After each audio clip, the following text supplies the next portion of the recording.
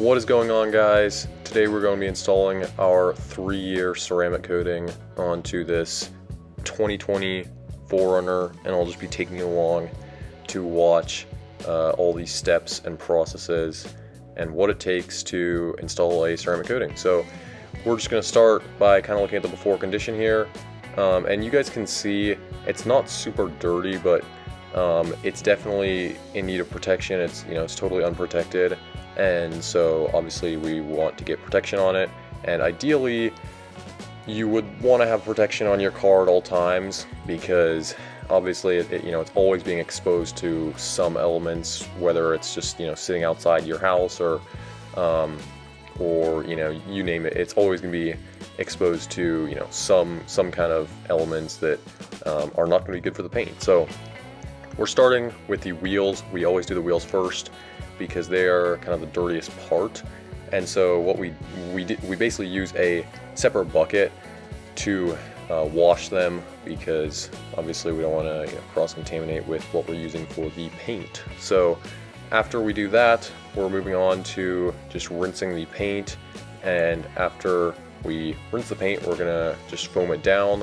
And basically the point in actually using the foam cannon on the paint is to provide lubrication, so that when we actually begin our contact wash, which is what you see me doing here, it'll have a lot more lubrication between the wash mitt and the paint, which will kind of prevent scratches, or at least minimize scratches and marring and whatever else that can be done, because essentially we're just dragging the wash mitt across the paint. So we want to make it as safe and lubricated as possible. So after we do that, we are rinsing the paint and kind of just rinsing out all that soap. We want to make sure it's really rinsed fully before we move on to the next step. So yeah, after we do that, we're just going to do our paint decontamination,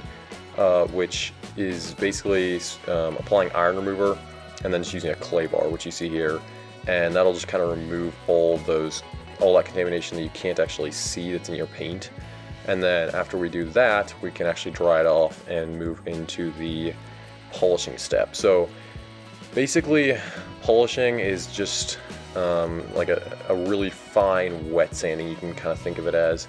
And obviously when you wet sand it, it creates a haze, but when you polish like we're doing here, it will actually bring out the gloss, and it kind of does the opposite of that. So it's really like a 5,000 or 6,000 grit wet sand, and this is gonna kind of smooth out and even out the paint really good, so that ceramic coating, when we install that, can have a really flat surface to adhere to, and it can last for as long as possible, because ideally we want to have the flattest surface that we apply the ceramic coating to, because obviously that will definitely affect its actual lifespan. So after we do that, we're just going into paint prep, which is basically just IPA, and that's just going to remove kind of any last minute oils or fillers that were in the polish,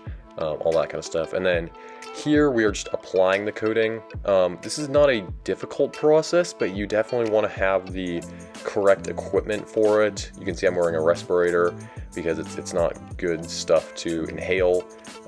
So it's definitely not a difficult process, but you want to have the right towels and applicators, and obviously personal protection. So after you do that, you can see it's all done, and this is kind of the after results. So obviously it looks 10 times better than it did when it came in. Obviously the paint is a lot deeper, and it's more it's more of like a mirror than it was before. You can just kind of see everything in the reflection of it, and it just looks really good all around. So yeah, if you guys have any questions at all, please don't hesitate. Feel free to reach out at any time, and we'll see you guys in the next video.